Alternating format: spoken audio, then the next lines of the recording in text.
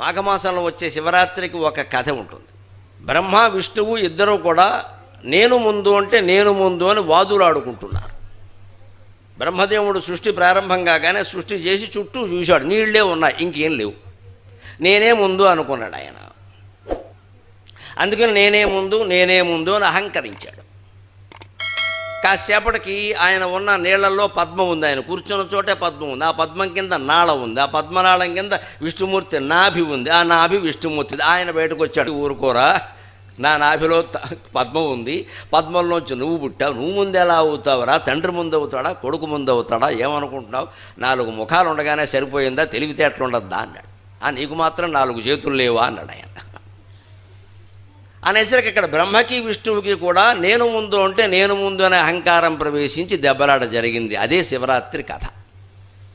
వీళ్ళిద్దరు అహంకారం నిర్మూలన చేయడం కోసం అర్ధరాత్రి 12 గంటల వేళ శివుడు లింగ రూపంలో వాళ్ళ ముందు ఆవిర్భవించాడు. నాగేంద్రకరాయ త్రిలోచనాయ భస్మంగరాగాయ మహేశ్వరాయ నిత్యాయ శుద్ధాయ దిగంబరాయ తస్మై నకారాయ నమః శివాయ మందాకినీ సలిల చందన చర్చితాయ నందీశ్వర ప్రమథనాథ మహేశ్వరాయ మందార ముఖ్య బహుపుష్ప సుపూజితాయ తస్మై మకారాయ నమః శివాయ శివాయ గౌరీవదనారవింద సూర్యాయ దక్షాధ్వరనాశనాయ శ్రీనీలకంఠాయ వృషధ్వయాయ తస్మై శికారాయ నమః శివాయ వశిష్ఠ కుంభోద్భవ గౌతమాది మునీంద్రదేవార్చిత శేఖరాయ చంద్రార్క వైశ్వానరలోచనాయ తస్మై వకారాయ నమః శివాయ యక్షస్వరూపాయ జటాధరాయ పినాకహస్తాయ సనాతనాయ సుదివ్యదేహాయ దిగంబరాయ తస్మై యకారాయ నమః శివాయ నమః శివాయై చ నమః శివాయ నమః శివాయై చ నమః శివాయ. అర్ధరాత్రి 12 గంటల వేళ శివుడు ఆవిర్భవించాడు. ఆ ఘట్టాన్ని ఇముడించి రావూరు వారు పద్యం రాశారు. ఏ వాణేని భవన్ మహత్వముగా బ్రాహ్మీ సంస్థితిన్ వర్ణన శ్రీవాల్లభ్యము నిర్వహింపగలడే. ఈ నాగేంద్రహారాయ స్తోత్రం ఎక్కడిది? శంకరాచార్య రచించింది, శివ పంచాక్షరి స్తోత్రం అని. దాన్ని మనం చదువుకుంటున్నాం. శంకరాచార్య స్వామి కాబట్టి వర్ణించగలిగాడు, మనం ఏమిటి వర్ణిస్తాం?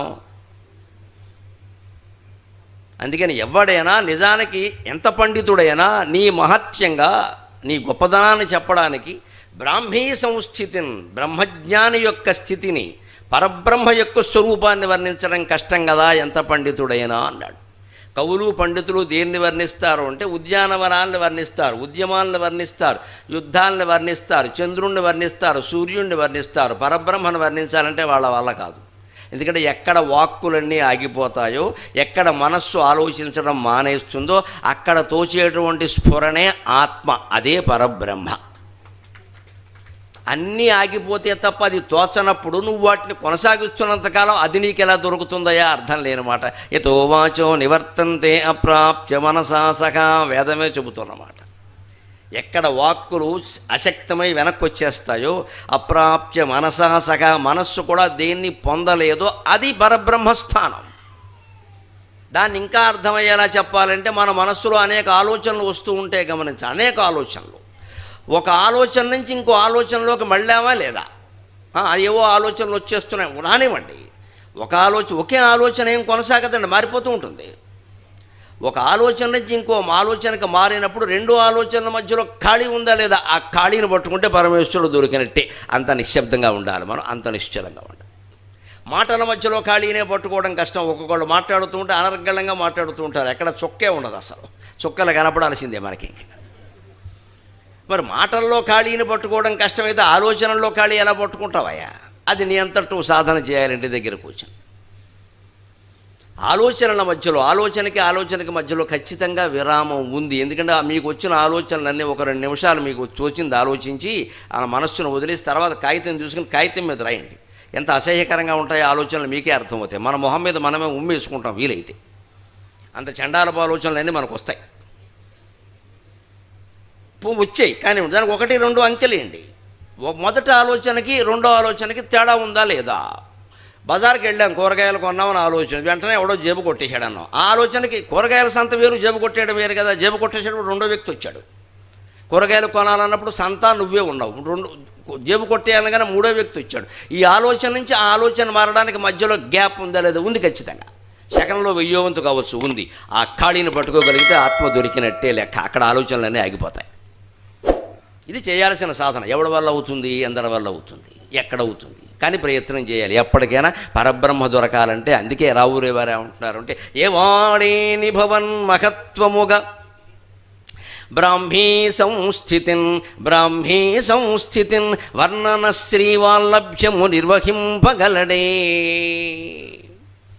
ఎవరైనా సరే ఆ పరబ్రహ్మతత్వాన్ని వర్ణించగలరా? వర్ణించలేరు. ఎందుకుట? శ్రీకంఠ. శ్రీ అంటే నలుపు అని కూడా చెప్తారు, విషం అని కూడా చెబుతారు. విషము కంఠమునందు కలిగిన వాడు, లోకానికి ఉపకారం చేసి మహానుభావుడు విషాన్ని స్వీకరించాడు. వెడుతుంటే వాళ్ళ ఆవిడ పార్వతీదేవి అడిగింది కూడా, ఇదేమైనా పళ్ళరసమా పాయసమో ఎగేసుకుపోతున్నావు, ఇక్కడ ప్రభుత్వం వారు ఇచ్చే పథకాల కోసం మొత్తం వెళ్ళిపోతూ ఉంటారే జనం, మాకని అలా వెళ్ళిపోతున్నావు, మొత్తం ఎక్కడికి వెళ్ళిపోతున్నావు అయ్యా పని లేకుండా? ఏంటిదేనా ఉచిత పథకం అనుకుంటున్నావు? ఇక్కడ ప్రాణాలు పోతాయి. పైగా ఎల్ఐసి కూడా చేయలేదు. 2 పిల్లలు ఉన్నారు, ఇంగ్లీష్ మీడియం చదువుతున్నారు, ఏం చేయమంటావు అని అడిగింది. మరి ఉన్నారా లేదా? వినాయకుడు, కుమారస్వామి వాళ్ళు ఇంగ్లీష్ మీడియం చదువుతారుగా, తెలుగు మీడియం లేదుగా ఎక్కడ. నమస్కారం. అంటే వాళ్ళు వచ్చినప్పుడు ఇంగ్లీష్ మీడియం చదవాల్సిందే. పైగా వినాయకుడు వినాయక పబ్లిక్ స్కూల్లో చేరతాడు, ఈయన షణ్ముఖ పబ్లిక్ స్కూల్లో చేరతాడు. ఇంతంత ఫీజులు కట్టాలి కదా ఒక్కొక్కళ్ళకేను, ఇంతంత చెయ్యాలి కదా. నువ్వేమో విషం తాగుతానంటే, భార్య మీద ఎంత కోపం ఉంటే మాత్రం విషం తాగుతారా? ఎల్ఐసి చేసావా అని అడిగింది ఆవిడ. ఏమీ చేయకుండా తాగుతానంటే, చేస్తే పోయి తాగు, ఎవడకే ఏమీ లేదు ఈయన. అందుకని ఇదేనా పళ్ళరసమా పాయసమా అంటే ఆయన చెప్పిన సమాధానం ఏమిటంటే, శ్రీకంఠ అనే బిరుదము శివుడికి ఎందుకు వచ్చిందంటే ఊరికే రాలేదమ్మా. పరహితము కోరునెవ్వడు పరమహితుండగును భూత పంచకమునకున్ పరహితమే పరమధర్మము పరహితునకు ఎదురు లేదు పర్వేందుముఖీ అని పోతన గారు భాగవతంలో పద్యం రాశాడు. పార్వతి, ఎంతసేపు మనం బతకడమేనా? తిన్నామా, పడుకున్నామా, తెల్లారిందా, యథవ బతుకు ఇదేనా? మన కుటుంబం కోసం, మన పిల్లల కోసం మనం బతకడం, వండుకొని తినడం ఏదో బతుక? ఇంకేం లేదా ప్రపంచం? ఊరి కోసం మనం ఏం చేయలేమా? దేవతలు రాక్షసులు నానాయాతన పడి అమృతం కోసం సాధన చేస్తున్నారు. వాళ్ళు అనుకోకుండా పాపం విషం వచ్చి వాళ్ళ మీద పడింది. వాళ్ళు ఎవరి వల్ల కాదు, బ్రహ్మదేవుడు నా వల్ల కాదన్నాడు. విష్ణువు సో సారీ అన్నట్టు ఆయన ఇంగ్లీష్ మీడియం. పాపం రంభ వచ్చే పంచుకున్నారండి, ఆ లక్ష్మీదేవి వస్తే పెళ్లి చేసుకున్నారండి, ఆభరణాలు వస్తే పెట్టుకున్నారండి, కామధేను వస్తే వశిష్ఠుల వారికి ఇచ్చారండి, చంద్రుడు వస్తే ఇంకోటికి ఇచ్చి ఆకాశంలోకి గెంటారండి. విషం వచ్చేసరికి దొరికాడండి శివుడు. లోకుమొగుడికి నూకలు జావని ఈయన దొరికాడండి. మొగుడు లోకం అయితే నూకలు కూడా పెట్టకుండా నూకలు జావకాసి పెట్టింది, నీ బతుక్కి చాలే అని. అలాగే శివుడు అంటే లోకుమొగుడు ఏం చేస్తాం, ఇంకా మంచి మంచివన్నీ వచ్చినప్పుడు దేవతలు పంచుకుని, అప్పుడు శివుడు ఎవడు దొరకలేదు, ఈయన ఫోన్ నెంబర్ దొరకలేదు, మరి నాట్ అవైలబుల్. లక్ష్మీదేవి వచ్చింది, విష్ణుమూర్తుల వారు పెళ్లి చేసుకున్నారు. కామధేను వచ్చింది, వశిష్ఠుల వారికి ఇచ్చారు. చింతామణి పీఠం వచ్చింది, దేవేంద్రుడు కూర్చున్నాడు శుభ్రంగా వేసేసుకుని మళ్ళీ లేవకుండా. 60,000 మంది అప్సరసులు వచ్చారు, దేవతలు అందరూ తల ఇంట్లో పెట్టేసుకున్నారు పని మనిషి. 60,000 మందిని దేవతలు పనిచేసుకున్నారు శుభ్రంగా. విషం వచ్చేసరికి మాత్రం ఎవరికి దమ్ము లేదని శివుడు దొరికాడు. ఇక్కడ ఆయన కబురు చేయండి, దొరికాడా? ఊళ్ళో కొంతమంది ఇలాగే ఉంటారు. ఇక్కడ లోకు సన్నాసులు అన్నిటికీ దాన ధర్మాలు చేసి శాస్త్రులన్నీ ఆర్పుకుని ఉంటాడు. ఆయన అడగండి, ఎలాగో ఆర్పుకున్నాడుగా మొత్తం పోతాడట. ప్రమాదం ఏదైనా వస్తే వాడు మరి నువ్వు కదరా అన్నీ ఎదుర్కొన్నావు, ఎన్ని ఎదుర్కొంటాడో చచ్చిపోతాడు అన్యాయంగాను. దానికి కూడా శివుడు చెప్పిన సమాధానం ఏమిటంటే, పార్వతి మనం బతికేది మనం కోసం కాదు, పరహితునకు ఎదురు లేదు పర్వేందుముఖి, పరహితమే పరమధర్మము పరమహితుండగును పంచభూతకమునకును పరహితము కోరునెవ్వడు. ఇతరుల మేలు కోసం పనిచేసేవాడు చూస్తే పంచభూతాలు పులకించి వానలు కురిపిస్తాయి, పంచభూతాలు పులకించి పంటలు పండిస్తాయి. పరోపకారం అంత గొప్పది, పరోపకారం అంత గొప్పది. ఆ ఉపకారం నువ్వు డబ్బుతో చేస్తావా, మాటతో చేస్తావా, లేదు ఏదైనా సాయం చేతి సాయం ఆ సాయంతో చేస్తా, ఎలా చేసినా మంచిదే. డబ్బు ఉన్నవాళ్ళు డబ్బుతో చేస్తారు, నా బోటిగాళ్ళు మాట సాయం చేస్తారు. అంతకంటే మేమేం చేయగలం? చేయగలిగిన వాళ్ళు ఓపిక ఎవరింటో అన్నా పెళ్ళో పేరంటం వచ్చి అందరూ వచ్చి కూరగాయలు తరుగుతారు చూడండి, సాయం చేయాలి కదమ్మా. ఎలా అవుతుంది మరి పని? అది కూడా సాయమే, ఏదో సాయం చేయండి. ఆ పరోపకారం ఎంత గొప్పది అంటే పంచభూతాలు అతన్ని ప్రేమిస్తాయి. అతను ఏం జరిగితే అది జరుగుతుంది. మా ఊళ్ళో వానలు లేవు, వానలు కురవాలైన సజ్జనుడు ఆజ్ఞాపిస్తే ప్రకృతి వెంటనే కురిపిస్తుంది. మా సజ్జనత్వం అంత గొప్పది, సౌజన్యం అంత గొప్పది. దానికి మహిమలు తపస్సులు అక్కల్లా, సజ్జనత్వం ఉంటే చాలు, నలుగురికి ఉపకారం చేసే లక్షణం ఉంటే చాలు. రావూరు వెంకటేశ్వర గారి లాగా అంటే కురుస్తుంది అంతే లెక్క. అలా జరగాలి. అటువంటిగానే వెళ్ళాడు ఆయన. కష్టం సుఖం వస్తే పంచుకునేవాళ్ళు చాలామంది ఉంటారు. పార్వతి కష్టం వస్తే ఎవడు పంచుకుంటాడు? దేవతలకి రాక్షసులకి కష్టం వచ్చిందని నన్ను అడిగారు. అడిగినప్పుడైనా చెయ్యాలి కదా. మరి దేవుడు అంటే అర్థం ఏంటి, నాయకుడు అంటే అర్థం ఏంటి? బలహీనుల్ని కాపాడటమే కదా, బలవంతుల్ని వెనకేసుకురావడమా? బలహీనుల్ని కాపాడాలి కదా. మరి బలహీనులు అయ్యారు, నేను కాపాడుతున్నాను అని వెళ్ళిపోయాడు. అమ్మవారు కూడా అర్థం చేసుకుని జయ హో అందేవిడ అంతే. స్వాతంత్ర అమృతోత్సవాలు అయిపోయినాయి. శుభ్రంగా అమృతం దాగి వచ్చాడు ఆయన, ఏమీ అవ్వలేదు ఆయనకి. అందుకని శ్రీకంఠ ఇటువంటి తత్వం, ఈ అమృతప్రాయమైన తత్వాన్ని బ్రహ్మాదులు నీ వస్తుత్వము కంచలేరట కదా నిత్యత్వ సంభాషిత.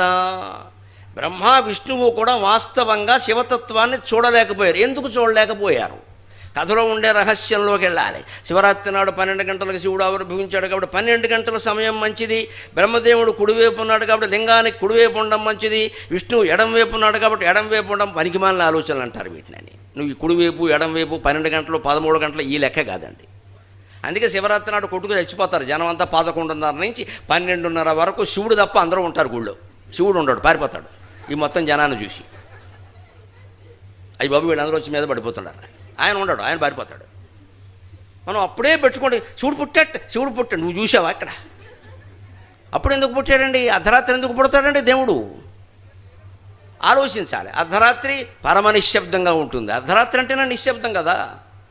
ఎంత స్మార్ట్ ఫోన్కి అలవాటు పడి చూసే సన్నాసి అయినా 12ంటికైనా పడుకుంటాడు కదా. అప్పటికే పడుకోకపోతే వాడు దేవుడు, నమస్కారం చేసుకోవాలి. 12ంటికి అంతా నిశ్శబ్దంగా ఉంటుంది. అంటే భగవద్ దర్శనం కావాలంటే నిశ్శబ్దంగా ఉండాలని అర్థం అక్కడ. అది లెక్క. మాట ఆగిపోవాలి, మనస్సు ఆగిపోవాలి, అప్పుడు భగవంతుడు అప్పుడు కనపడతాడు. అందుకని 12ంటికి గడియారం టైం కాదు, దరిద్రపు టైం. గడియారం నువ్వు తిప్పేస్తే అప్పుడే 12 అవుతుంది. ఇప్పుడు 8 అవుతుంది, 12 అవుతుంది తిప్పేస్తే. గడియారం టైం లెక్క ఏమిటి? మనస్సు టైం లెక్క. చూడు అర్ధరాత్రి ఎందుకు పుట్టాడు అంటే కథలో సారాంశం ఏమిటో తెలుసుకోవాలి. అర్ధరాత్రి గొప్పది అని అర్ధరాత్రి అభిషేకాలు చేసి కూర్చోవడం కాదు. ఎందుకు చేయాలి అభిషేకాలు? అర్ధరాత్రి ఎందుకు? నిశ్శబ్దంగా ఉండాలి. ఎప్పుడు నీ మనస్సు సైతం నిశ్శబ్దంగా అన్ని ఆలోచనలు ఆగిపోయేలా ఉంటుందో అప్పుడు శివుడు ఆవిర్భవిస్తాడు. ఎందుకని బ్రహ్మ విష్ణువు కనుక్కోలేకపోయారు? అమాయకంగా బ్రహ్మదేవుడు ఏం చేశాడు? నేను ఈయన అంతు కనుక్కుంటా అని హంసవాహనం మీద పైకి వెళ్ళాడు. విష్ణువు ఏం చేశాడు? అజ్ఞానంతో ఆయనకు కూడా అహంకారం కమ్మేసి ఎదురుగా ఉన్న శివలింగాన్ని చూసి భగవత్తత్వమును తెలుసుకోవడం మానేసి తానే భగవంతుణ్ణి అనుకుంటున్నాడు. కాబట్టి ఆయన కిందకి తవ్వుకుంటూ వెళ్ళాడు. వరాహ రూపంలో కిందకి తవ్వుకుంటూ వెళ్ళాడు. ఆది శివలింగం యొక్క ఆది కనుక్కుంటానని విష్ణువు వరాహ రూపంతో కిందకి తవ్వుకుంటూ వెళ్ళాడు. బ్రహ్మదేవుడు ఏం చేశాడు? హంసవాహనం మీద పైకి ఎగురుకుంటూ వెళ్ళాడు. కథలో సారాంశం కిందకి పైకి గుణపాలెట్టు తవ్వుకోవడమనో విమానంలో ఎగరడం కాదు. ఇక్కడ కిందకి తవ్వుకుంటూ వెళ్ళడం అంటే గతాన్ని తవ్వుకోవడం అమ్మ. ఆ పని చేయకూడదు. మనం అదే చేసే పని. సాయంత్రం 2 ఆడాళ్ళు 3 మగాళ్ళు ఎవరు కూర్చున్నా సరే 10 ఏళ్ల క్రితం ఏం జరిగింది, 20 ఏళ్ల క్రితం ఏం జరిగింది, అమావాస్య నాడు అట్టెట్టావా, పున్నమ నాడు బూరెట్టావా, ఎందుకు దరిద్రపు సంత? ఇదే గతాన్ని తవ్వుకోవడం అంటే విష్ణుమూర్తి చేసిన పని. అదే గుణపెట్టి తవ్వడం కాదు. ఇక్కడ భౌతికంగా తీసుకోకూడదు. పురాణ కథలు ఎప్పుడు పురాణ కథలు సంకేతాలు. పురాణం నష్టశాఖస్య వేదార్థశ్చోపబ్రహ్మణం కథారూపేణ మహత పురుషార్థ ప్రవర్తకం శంకరాచార్య చెప్పినమాట. వేదంలో ఇప్పటికే కొన్ని శాఖలు నష్టమైపోతే ఆ వాటి ప్రయోజనం జనానికి అందడం లేదు. కాబట్టి ఆ నశించిపోయిన శాఖల్లో ఉండేటువంటి సారాంశాన్ని కథల రూపంలో పురాణంలో చెప్పారు. అది కథగా గ్రహించి నీ జీవితానికి అన్వయించుకుని తత్వం తెలుసుకుంటే బాగుపడతావు తప్ప శివుడు పుట్టింది ఎక్కడా నువ్వు బయలుదేరకూడదు. ఇక్కడ నీ గుండెల్లో పుడతాడు ఆయన. అది గ్రహించాలి. పుట్టింది ఎక్కడ, ఎప్పుడు, ఈ ప్రశ్న లేకూడదు దేవుడి దగ్గర. అది కథారూపేణ మహత. ఆ కథ రూపంలో నీకు చెప్పారు, అందులో తత్వం గ్రహించి అయిపోయింది లెక్క. వదిలేసే విషయాన్ని. కిందకి తవ్వుకుంటూ వెళ్ళాడు విష్ణుమూర్తి. అంటే గత జ్ఞాపకాలు తవ్వుకోవడం. మనసులో ఉండే ఆలోచనలు ఎప్పుడూ 2 రకాలుగానే ఉంటే 3వ రకమైన ఆలోచన వరకు రాదు. 3వ రకమైన ఆలోచన అంటే ఆలోచన ఆగిపోవడమే. 3వది ఆలోచన ఉండదు. మీకు వచ్చే ఏ ఆలోచనైనా మీరు పరిశీలించుకోండి. అది గతంలోది అయ్యి నిన్నటిది కూడా గతమేనమ్మా. నిన్నే జరిగింది అనొద్దు. నిన్న కాదు, ఇప్పుడు ఈ సమయంలో ఇక్కడ 7:42 అయింది. 7:41 గతమే. నేను ఇంతకుముందు రావూరు వారి గురించి చెప్పిన మాటలన్నీ గతం అయిపోయినాయి. ఇవి అది గతమే. గతం అంటే అంత సన్నిహితంగా ఉంటుంది, దాన్ని తవ్వుకోవడం ఇంకా అనవసరం. ఒకవేళ సరిగ్గా చెప్పలేదని నాకు అనిపించింది అనుకోండి, మళ్ళీ ఇంకో చోట మాట్లాడినప్పుడు సరి చేసుకోవడమే. ఇంకా మళ్ళీ ఊరికి వెనక్కి వెళ్ళి ముందుకెడితే ఏమనుకుంటారో వినరు. ఇంకా జీవితం కూడా అంతే, గతాన్ని తవ్వుకోవద్దు. ఎప్పుడు మనం ఎందుకు ఇబ్బంది పడుతూ ఉంటామంటే, భార్యాభర్తను కూర్చొని మాట్లాడుకున్న మొదట్లో 2 ఏళ్ల పాటు కాపరాలు బాగానే ఉంటాయి, 3వ సంవత్సరం నుంచి ఎందుకు చెడిపోతాయో తెలిసే గతాన్ని తవ్వుకుంటారమ్మా బాగా. ఎందుకంటే ఈ ఆకర్షణలు, శరీర ఆకర్షణలు, మోజులు అన్నీ అయిపోయాయి. 2 ఏళ్లలో అయిపోయినాయి మొత్తం. 2 పెళ్లి రోజులు చేసుకోగానే 2 దద్దినాలు పెట్టినట్టు అయిపోయింది, గొడవ ఎదురుపోయింది. ఇక అక్కడి నుంచి ఏమిటి అంటే, మీ నాన్న ఏమి ఇచ్చాడు, మీ నాన్న ఏమి ఇచ్చాడు. ఎందుకంటే అసలు మోజు తీరిపోయింది కదా. అది అసలు మోజు ఉన్నప్పుడు ఇవన్నీ ఏమి రావు. అంటే ఏమిటో మేమేమి ఇవ్వలేకపోయాం, మీరు పెద్ద ఐపీఎస్ ఆఫీసర్, మిమ్మల్ని చేసుకున్నాం, నా అదృష్టమైన భార్య అంటే ఏమి ఇచ్చేదేమిటి, నిన్నే ఇచ్చారు మీ నాన్నగారు అంటాడు ఈయన పెద్ద ఇదిగా. ఇక్కడ 2 ఏళ్ళు అయిన తర్వాత పేపర్లో వస్తుంది, భార్యను తగలబెట్టేసిన ఐపీఎస్ ఆఫీసర్ అని. ఎందుకని? అదనపు కట్నం కోసం. మరి ఏడాది లోపం ఉన్నప్పుడు నిన్నివ్వడమే ఎక్కువ అన్నటువంటి అధికారికి తర్వాత అదనపు కట్నం ఎందుకు వచ్చిందని అసలు మోజు తీరిపోయింది, కొసలు మోజులు వచ్చాయి. ఇది జీవితం. ఇది గతమా కాదా? నీకు పెళ్ళి అయిపోయిందా లేదా? ఇచ్చేదేదో ఇచ్చేసారా లేదా? మరి ఇప్పుడు ఎందుకు అడుగుతున్నావు? గతమే కదా. భార్యను చూసి నిన్నివ్వడమే నాకు గొప్ప అనుకున్నవాడు జీవితాంతం అదే మాట ఎందుకు మాట్లాడలేకపోతున్నాడు? మోజు తగ్గిపోయిందమ్మా. అంటే వివాహాలు మోజు మీదే జరుగుతున్నాయి. ముఖ్యంగా ప్రేమ పెళ్ళిళ్ళన్నీ మోజే, ఇంకేం ఉండదు అక్కడ. కనీసం పెద్దవాళ్ళు చూస్తే కులగోత్రాలు చూస్తారు, ఆర్థిక స్థితి చూస్తారు, రకరకాల విషయాలు చూస్తారు. పిల్లలు చూసుకుని బస్ స్టాండ్లో చూసుకుంటే రైల్వే స్టేషన్లో విడిపోతారు, అంతే లెక్క. ఇక్కడ ప్రేమించుకోవడం, అక్కడ విడిపోవడం. నాకు నచ్చాడు, నాకు నచ్చాడు. వాడు ఇదివరకే ఎంతోమందికి నచ్చాడు, నీకు తెలియట్లేదు ఆ విషయం. అక్కడ వాడు కూడా చాలామంది నచ్చారు. వాడు చేసుకుంటే జీవితం పుచ్చినట్టు లెక్క. నాకు నచ్చాడు ఏంటంటే అర్థం లేనమాట. ఏమిటా నచ్చడం? పొడుగా పొట్టా? ఏం చూసి నచ్చాడంటారు? వయసులో ఉన్న అమ్మాయిలు కానీ అబ్బాయిలు ఏం చూస్తారు? చూడడానికి ఏముంది అక్కడ? ఏడాదికోసారి 2 ఏళ్లకోసారి మారిపోతున్నాయంటే ఏమిటి? మనం మోజుపడ్డాం, వేరే ఏం ఆలోచించాలా? వస్తుతత్వం నిజంగా తెలియాలంటే నిశ్శబ్దంగా ఉండాలి ముందు. 2 గతాన్ని తవ్వుకోవద్దు. విష్ణుమూర్తి చేసిన పొరపాటు అదే, గతాన్ని తవ్వుకుంటూ వెళ్ళాడు. కిందకి తవ్వుకోవడం అంటే అదే. బ్రహ్మదేవుడు చేసిన పొరపాటు ఏమిటి? హంసవాహనం మీద పైకి వెళ్ళాడంటే గాలిలో 5 ఏళ్ల తర్వాత నేను ఏదో అవుతా, 10 ఏళ్ల తర్వాత ఏదో అవుతా, ఎన్నమైనా చావడం ఖాయం. చివరికి అయ్యేది అదే. అది అయ్యాక ఇంకేం అయ్యేది లేదు. ఇక్కడ నేను అదవుతా ఇదవుతా అని అంటూ ఉంటారు. ఎవడో 25 ఏళ్ల కుర్రాడంటే పర్వాలేదమ్మా, 60 ఏళ్ల వాడికి 70 ఏళ్ల వాడికి కూడా ఇదే యావ. ఇంకా నాకు ఏదో వస్తుంది, ఏదో వచ్చేది డెత్, ఇంకా ఏదో రావడం ఏంటంటే ఎప్పటికి వచ్చిందే ఎక్కువ. ఆశలు ఆశలు ఆశలు. 70 ఏళ్ళు కాదు 90 ఏళ్ళు వచ్చినా సరే ఇన్ని పుస్తకాలు రాసావు, మన ఎవడ గుర్తించి చచ్చాడు. నువ్వు చచ్చడానికి సిద్ధంగా ఉన్నావు. ఇక్కడ ఈ చచ్చాడు ఏమిటి? ఇక్కడ ఈ చచ్చాడు అని గట్టిగా వస్తే వీడే పోతాడు. గుర్తిస్తే ఏమిటి వస్తుంది మనకి? ఇక్కడ వాడు ఎవడో వచ్చి దండ ఇస్తే మన పద్యాలు బాగున్నట్టే. ఇక్కడ మన పద్యాలు మనమే చదువుకుంటూ కూర్చోవచ్చు కదా. కూర్చోడండి, వాడు దండ ఇయ్యాలి, వీడి శాలువా కప్పాలి. ఊళ్ళో ఎంతమందిని చేశారు, నాకు చేయలేదు. ఇది ఒక వెద గొడవ. దానికోసం అడ్డమైన వాళ్ళని పొగడ్డం, మహాపాపాత్ములందరినీ ఆశ్రయించడం, బతుకు దుర్భరం చేసుకోవడం. చివరికి ఇంత పండితుడు, ఇంత కవి, వాడు అక్రమంగా సంపాదించాడని తెలుసు. వాడు డబ్బు మనం ఎలా పుచ్చుకుంటామంటే విసిగొట్టి పారేయాలి. నువ్వు ఇవ్వక్కలేదు నాకు డబ్బు అని చెప్పాలి, బమ్మెర పోతల్లో మాట్లాడాలి. ఈ మనుజేశ్వరాధములకిచ్చి పురమ్ములు వాకనమ్ములను సొమ్ములు కొన్ని పుచ్చుకొని సొక్కి శరీరము వాసి కాలుచే సమ్మెట వాతలన్ బడక సమ్మతిన హరికిచ్చి చెప్పని బమ్మెర పోతరాజొకడు భగవతంబు జగద్ధితంబుగన్. కవి అంటే అలా బతకాలి, పండితుడంటే అలా బతకాలి, బమ్మెర పోతంలా బతకాలి. వాళ్ళని వీళ్ళని ఆశ్రయించి చెప్పని మనకేమిటండి? అందులో ఏదో అక్రమంగా సంపాదించిన వ్యధవులు వీళ్ళు మన ముందుకు రావడానికే అనర్హులు. మనకి వాడు డబ్బు ఇచ్చేది ఏమిటి? ఇక్కడ వాడు డబ్బుతో మనం పుస్తకాలు ఇస్తే అపవిత్రం అయిపోయినట్టు లెక్క. అంత నిజాయితీ. అంతే. ఈ ఊహలు ఎలా ఉంటే, బ్రహ్మదేవుడు హంసవాహనం అంటే అర్థం ఏంటి? పైకి ఎగిరి ఇంకేదో ఊహ. నేను సాఫ్ట్వేర్ చేస్తా, టీసీఎస్ చదువుతా, ఒక చక్కని చొక్క ఆకాశంలో ఉందమ్మా, చొక్క చేసుకో. ఇక తర్వాత మన్నాడి నుంచి చొక్కే వేసుకోవడమే. ఇక్కడ ఆ చొక్కతో తగదా రాగానే మనం చొక్కేసుకుని జగమే మాయ బ్రతుకే మాయ అంతే. ఎందుకంటే ఆవిడ మోసం చేసింది ఈయన్ని, లేకపోతే ఈయన ఆవిడ మోసం చేశాడు. ఎందుకని చొక్క కావాలి ఇక్కడ, చక్కని చొక్క. మామూలు అమ్మాయి పనికిరాదండి, మేనమావ కూతురు ఉంది ఇక్కడ, పనికిరాదండి, నల్లగా ఉంది.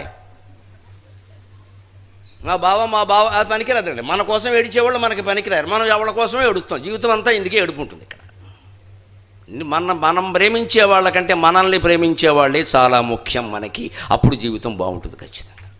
మనల్ని ఎవరు ప్రేమిస్తున్నారో వాళ్ళకి ముఖ్యం. వాళ్ళని అలగా ఉండి, ఎర్రగా ఉండి, ఐశ్వర్యం ఉండి, లేకపోని ఏం పర్వాలా, మనల్ని ప్రేమిస్తున్నారు, అదే వాళ్ళకి ముఖ్యం. వాళ్ళనే చేసుకోవాలి. నాకు నువ్వు కావాలి అనేవాడిని చేసుకోవాలి, కానీ మనం వాడిని వదిలిపెట్టేసేసి ఎవడో కావాలని వాడి వెనకాల పడటం ఏంటి, వాడు అమ్మేస్తాడు పట్టుకెళ్ళి.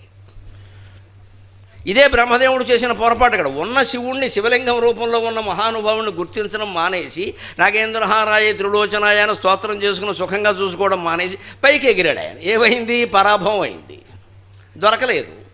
పోనీ విష్ణుమూర్తిలో ఇంకా కొంత నిజాయితీ ఉంది. ఈయన కిందకి తవ్వినా ఏమి దొరకకపోతే పైకి వచ్చి నాకు దొరకలేదని చెప్పాడు. పొరపాటు చేసింది అయినా అజ్ఞానమే అని ఒప్పుకున్నాడు, నాకు దొరకలేదు అని. బ్రహ్మదేవుడు అలా కాదు కదా, 4 ముఖాలు కదా, తెలివితేటలు ఎక్కువ. ఎన్ని ముఖాలు ఉంటే అంత తెలివి. అందుకని అబద్ధం ఆడాడు. పైకి వెళ్ళి చూశాను, చూడకపోతే మాత్రం ఇంకెవరూ లేరు కదా ఇక్కడ సాక్ష్యం అని నేను చూశానని చెప్పేద్దామని నిర్ణయించుకున్నాను. అంటే బ్రహ్మదేవుడు లాంటి వాడు అబద్ధం ఆడడానికి నిర్ణయించుకున్నాడు మా కీర్తి కోసం. ఆ కీర్తి అనేది ఎంత కండూతి, ఎంత దురదో ఆలోచించుకోవాలి. కీర్తి అంటేనే ఇవాళ పబ్లిసిటీ అర్థం. కొత్త చీర కట్టుకోగానే ఫోటో, కొత్త ప్యాంట్ వేసుకోగానే ఫోటో, దేనికి ఇది పని లేక. పైగా ఎలా ఉన్నాను, ఎలా ఉంటే ఏటి ఇక్కడ, దానికి మళ్ళీ 100 మంది బొట్టన వేళ్ళు పైకి, చిటికిన వేళ్ళు కిందికి, మళ్ళీ అక్కడి నుంచి కెలుక్కుంటూ కూర్చోవడం. పైగా నేను పెట్టి 1/2 గంట అయింది ఎవరూ చూడలా, ఏంటది అంత బాధ? ప్రపంచం ఇంక పనేం లేదా, నిన్ను చూసుకుంటూ కూర్చోవడమే పనే ఇక్కడ. వాడు ఎవడో 3 IIITలో చదువుతూ వాడు స్మార్ట్ ఫోన్లో పెట్టిన గేము సబ్స్క్రైబర్స్ 23,000 మంది ఉన్నారు. 23,000 చాలా ఎక్కువ మా నిజానికి. 23,000 మంది ఉన్నారు. ఏడాదిగా వాళ్ళ సభ్యులు పెరగడం లేదు. అందుకని ఆత్మహత్య చేసుకున్నాడు ఏకంగా. ఐఐటి కొరాడమ్మా, 3 ఐఐటీలు, 3 ఐలు దేనికి ఇక్కడ నాశనానిక? IIITలో సీటు రావడమే చాలా కష్టమే. అటువంటి మేధావి తాను పెట్టిన ఒక గేమ్ని ఎక్కువ మంది చూడడం లేదు, ఏడాదైనా ఈ సభ్యుల సంఖ్య పెరగడం లేదని ఆత్మహత్య చేసుకున్నాడు. ఇది మన పరిస్థితి. దానికి సమాధానం చెప్పారు ఇక్కడ రావూరు వారు. ఎందుకు అన్ని ఊహలు? బ్రహ్మదేవుడికి దొరకలేదండి, దొరకలేదని చెప్పొచ్చు కదా, విష్ణుమూర్తి చెప్పాడు కదా. ఈయనకి అభిమానం అడ్డొచ్చిందా? ఎలా చెప్తే ఎవడో చూడొచ్చాడు, ఇక్కడ ఎవడు లేడుగా అని. పైగా ఆయన ఏం చేశాడు, తోడు దొంగల్లాగా మధ్యలో వస్తూను ఒక్కరు చెప్తే నమ్మరు కదా, 2 సాక్షులు లక్కొచ్చాడు బెదిరించి. ఒకరు గోవు, 2 మొగలి పువ్వు. ఇగో బెదిరించి సాక్ష్యాలు చెప్పించి అప్పటి నుంచి మొదలైంది కుట సాక్ష్యాలు అంటారు. ఎప్పుడు అంతే, సృష్టి మొదట్లో మీరు అజ్ఞానంలో ఉండకండి దయచేసి. కలియుగంలోనే పాపాలన్నీ, కొత్త యుగంలో కూడా జరిగాయమ్మా. పురాణాలు చదువుకొని తెలుస్తుంది, మేము చెప్తే బాగుండదు. ఇంకా కడుపు చించుకుంటే కాడమే పడుతుంది. బోడు జరిగాయి, ఇంతకంటే ఎక్కువ జరిగాయి. ఈ యుగం ఏదో చెడిపోయింది, ఆ యుగమే, అది కూడా మన అజ్ఞానమే. ఎప్పుడు ఈ కాలంలో ఉన్న వాళ్ళకి గతం మంచిదని అనిపిస్తూ ఉంటుంది, లేదా భవిష్యత్తు ఏదో బాగుంటుంది. ఈ రెండే మనకి చెడ్డ. ఉన్నదే మంచిది, ఉన్నదే మనకు కావాలి. ఏం చేసినా ఉన్నదాన్నే బాగు చేసుకోవాలి. అదే శివరాత్రి, అదే శివరాత్రి. నువ్వు గతాన్ని గురించి ఆలోచించినా తప్పే, భవిష్యత్తు గురించి భయపడినా తప్పే. ఉన్నది చేసుకో, ఉన్నది చేసుకో, ఎదురుగా ఉన్న పని చేయి. నువ్వు ఏ ఉద్యోగంలో ఉన్నావు ఆ ఉద్యోగం సక్రమంగా చెయ్యి చాలు. మాకు ప్రమోషన్ రాలేదు, మోషన్ అవుతుంది సంతోషించి, ప్రమోషన్ అక్కర్లేదు. పొద్దున్నే మోషన్ కాక బాధపడేవాళ్ళు ప్రపంచంలో చాలామంది ఉన్నారు. 4 బిళ్ళలు వేసుకుంటే కానీ కాదు. మనకి ప్రమోషన్ అక్కర్లేదు, మోషన్ అవుతుంది చాలు. ఉన్న ఉద్యోగం చాలు, ఉన్న భార్య చాలు, ఉన్న భర్త చాలు, పిల్లలు ఉంటే చాలు, లేకపోయినా పర్వాలేదు. అందుకని వచ్చిన వాళ్ళు అందరి దగ్గర అన్నీ ఉన్నాయి కానీ పిల్లలు లేరు. లేకపోతే ఏమేంటిది, పిల్లలు ఉన్న వాళ్ళకి ఇంకేమి లేవు, వాళ్ళే ఉన్నారు, చస్తున్నారు దరిద్రంతో. ఏది లేదో దాని గురించే మాట్లాడుకుంటామండి. అదే శివరాత్రి సందేశం. లేని దాని గురించి ఆలోచించుకో, ఉన్నదాన్ని పట్టించుకో. ఎదురుగా ఉంది కదా శివలింగం, దానికి దండం పెట్టుకోవడం మానేసి ఒక ఆయన పైకి ఎగురుతాడు, ఒక ఆయన కిందకి దొరుకుతాడు, పని ఉందా లేదా?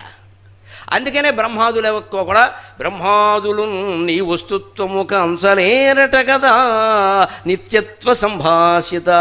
ఎప్పుడూ నిత్యం వెలుగుతూ ఉంటావయ్యా. నిత్యం వెలిగేది వర్తమానమే, గతం ఉండదు, భవిష్యత్తు ఉండదు. నిత్యము వెలిగేది వర్తమానమే. అంచేది వర్తమానం మీదే మన దృష్టి ఉండాలి ఎప్పుడు కూడా. ఏ స్థితిలో ఉన్నానో, ఏ పని చేస్తున్నాను, ఆ పని సక్రమంగా చేస్తే చాలు. తోటకూర కాడలు దగ్గర పెట్టుకుని తోటకూర ఒలుస్తున్నాం, తోటకూర మీదే ఉండాలి దృష్టి. అంతేగాని చచ్చిపోతున్నాం యథవసంత తోటకూర కూడా బాగుంటుంది ఏమి వచ్చిన కలిపేస్తున్నా అని ఇలా అన్నాం అనుకో, ఏమైందమ్మా, గోళ్ళు గిలుగుపోయి ఏ చాకో గీసుకుంది, హాస్పిటల్కి వెళ్ళాలి. ఇప్పుడు చేసే పని ఆనందంగా చేయరాదా? ఎలాగూ తోటకూర గెలడం అనే పని మనకు తప్పనప్పుడు ఆ 1/2 గంట ఆనందంగా చేయొచ్చు కదా. ఏడుస్తూ ఎందుకు ఇక్కడ? అది కూడా చెడిపోవడానిక. లక్షల జీతాలున్న ఉద్యోగులు సంతృప్తిగా ఎందుకు లేరంటే చేసే పని మీద దృష్టి లేదు, వచ్చే ప్రమోషన్ మీదే దృష్టి, ఎవడో గుర్తించడం మీద దృష్టి, వాడెవడో దండేయడం మీద దృష్టి. మన ఉద్యోగంలో, మన సంసారంలో, మన జీవితంలో మనం ఆనందంగా ఉండాలంటే చేసే పని మీద దృష్టి పెట్టి, అదే శివరాత్రి.